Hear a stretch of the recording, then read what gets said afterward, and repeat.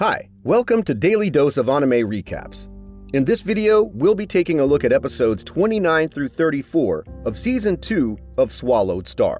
We're at the end of the century. A mysterious virus known as the RR virus appears in Earth's atmosphere, killing 2 billion people and mutating animals into monsters. In an attempt to destroy these monsters, the governments of the world used nuclear weapons. While the monsters survived, human civilization was all but wiped out. 5 nations survived and formed an alliance, providing shelter for humanity in large bases. Much like the animals of Earth, the humans have also gained powers, allowing some of them to become warriors, humanity's defenders against the monsters that plague the planet. Before we begin, be sure to subscribe and hit the bell icon to be sure you don't miss the next episodes. Luo Feng and Inspector Zhu enter the court of the war gods, where Inspector Lei Ming also greets Luo Feng. Elder Yan Hai sits next to the 4th Elder Yasit and glares at Luo Feng. Inspector Zhu warns Luo Feng not to anger Yan Hai, as he's close with Li Yao. Li Yao and Vanina are brought into the court and the trial begins. Evidence is presented and testimony is given. Just before the judge calls an end to the testimony,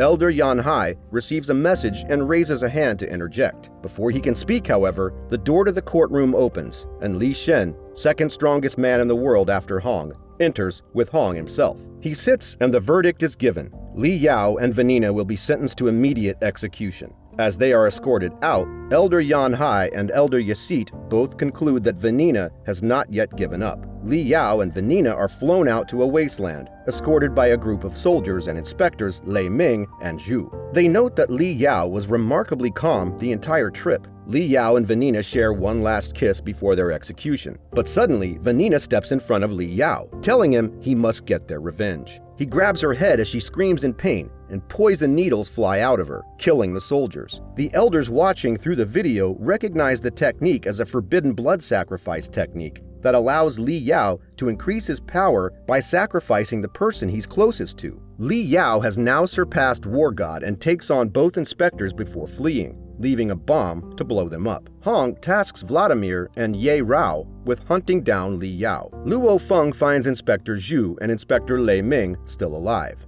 They warn him that Li Yao is now more powerful than he can handle, but he leaves to fight him anyway. Vladimir and Leo Rao detect Luo Feng and hurry to beat him to Li Yao. Luo Feng catches Li Yao first, and the two engage in a rage-filled battle in the sky. Li Yao is now fast enough to dodge and deflect Luo Feng's knives. Li Yao now has the upper hand on Luo Feng and kicks him around like a soccer ball, returning the favor from their last encounter, before punching him through a building. Li Yao powers up even further, and the elders watching via video are frightened. Li Yao begins attacking Luo Feng with even harder, faster attacks. Li Yao drops to his knees for a moment, screaming in pain, as the tremendous energy coursing through him is too much for his body. He continues to attack Luo Feng, who sends his knives together in the form of a drill to hit Li Yao. Li Yao tries to catch it, but his heart is beginning to burst from the energy his body wields. Li Yao deflects the attack and remembers his son and wife, and tells Luo Feng that no matter what, he will destroy him. The elders note that Li Yao is burning his life force to defeat Luo Feng. The elders all believe Luo Feng is about to die as he clashes one last time with Li Yao, both fighters putting their all into their attacks. But Luo Feng uses the meteor tech he secretly had to kill Li Yao. The elders are shocked and enraged at Luo Feng's secret weapon. Despite having been completely run through by Luo Feng's weapon, Li Yao refuses to be beaten and plans to blow himself up to kill Luo Feng. The explosion goes off with the force of a nuclear bomb, but Luo Feng has hidden himself inside of his new weapon, leaving him completely unharmed. Luo Feng is treated with glares of hatred as Lao Roa brings him back. Luo Feng almost collapses as a force tries to break into his head. Hong stomps a foot, and the shockwave that emanates from it shatters glass and drives everyone to take a step back, relieving Luo Feng of whatever attack he was under. Hong says that it has been 10 years since the tragedy of Yahan, and that he and Lei Shen built the War God Palace in hopes that human elites could contribute to humanity surviving. He says that the monsters in the ocean outnumber the amount of humans on Earth, and that in addition to the many king-level monsters, there are 2 emperor-level monsters plotting humanity's downfall that dare not set foot on land because of his and Lei Shen's presence. He tells them that he and Lei Shen should not be the sole protectors of humanity, and that if any individual should break humanity's unity for his own gain, he and Lei Shen do not mind personally eliminating them. The war gods all look ashamed and scared at this reminder. Hong and Lei Shen interrogate Luo Feng in private, and he admits to what happened in the ancient civilization ruins. After their talk, Hong and Lei Shen speak to one another, and Hong admits he's worried. If humanity were to be encountered by another universal power, they'd be exterminated or enslaved. Meanwhile, we see the space object hatches to form some sort of alien dragon. The ocean monsters swarm it as a horde and are destroyed swiftly and easily by the newly hatched monster, which has grown rapidly. A massive form appears in the water, and this new monster is faced with an island-sized beast. We see Hong telling Luo Feng that he is currently the world's most powerful spirit master, but that he should not slack in his training as he fears a threat is coming from off-world. He tells Luo Feng that they will go to Mist Island together, because it has monsters that endanger the entire world. The island is gone, as Hong shattered it when he fought a beast emperor. Hong explains to Luo Feng that many strong monsters grew there,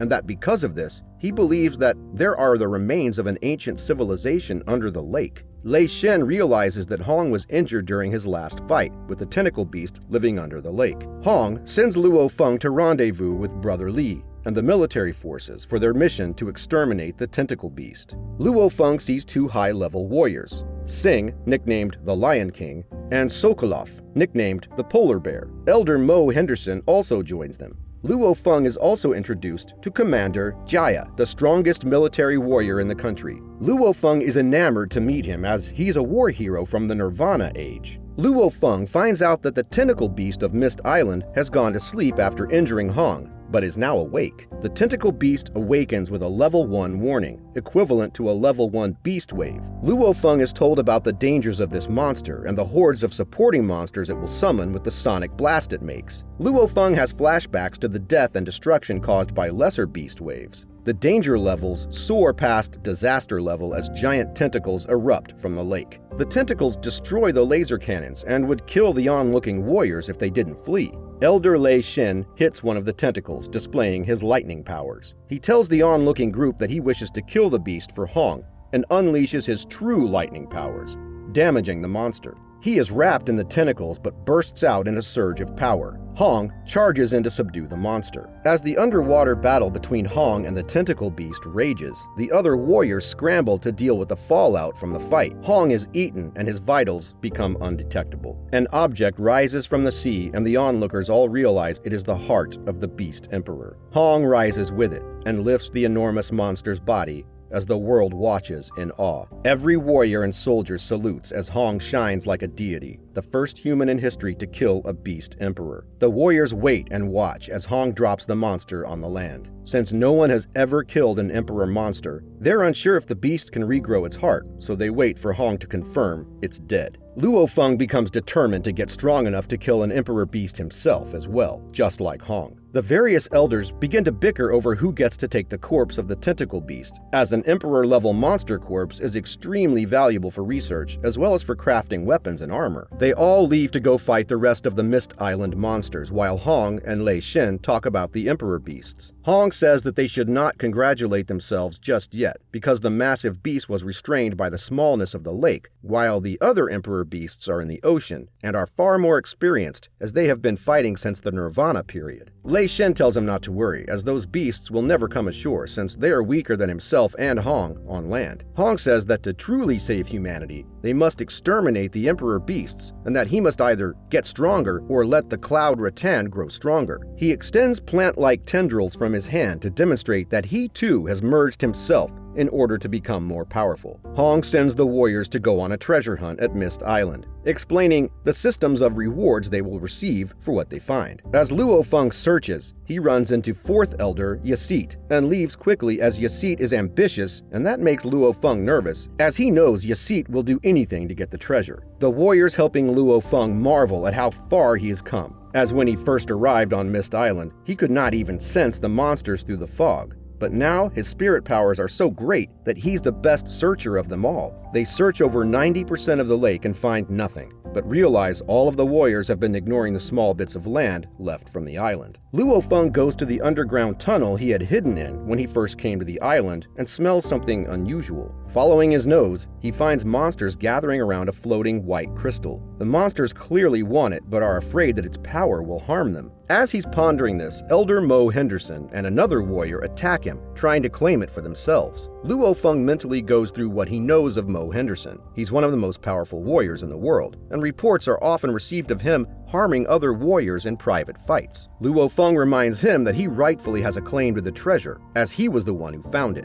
which causes Mo Henderson to smirk, saying it's been a long time since anyone has spoken to him like that. The other warrior flees to avoid the fight, and to alert the others where the treasure is. Mo Henderson tells Luo Feng that he will end him within 3 seconds, as he wants to take the treasure before the others arrive. Mo Henderson attacks, freezing parts of Luo Feng and sending him back with a punch. Knowing that he cannot defeat Mo Henderson head-on, Luo Feng uses his cone drill, which is able to pierce Mo Henderson's armor. However, Mo Henderson has Black God armor under his exterior armor, which blocks the attack as he sends Luo Feng into a wall. Luo Feng, however, knew this would happen and continues his assault, using his spirit powers to move the drill, allowing him to attack Mo Henderson from a distance and keep him on the run. Mo Henderson is now alarmed and floundering as Luo Feng's attacks are relentless. Mo Henderson thinks he has gotten past Luo Feng's attacks, but this was all part of Luo Feng's plan. Luo Feng catches him with the drill head-on, saying he cannot deflect the drill when he's trapped by it. He tells Mo Henderson to give up or die to the drill, but Mo Henderson turns the tables by freezing the drill completely so that it stops moving. Enraged, Mo Henderson attacks Luo Feng, who begins to freeze even after he dodges Mo Henderson's attacks,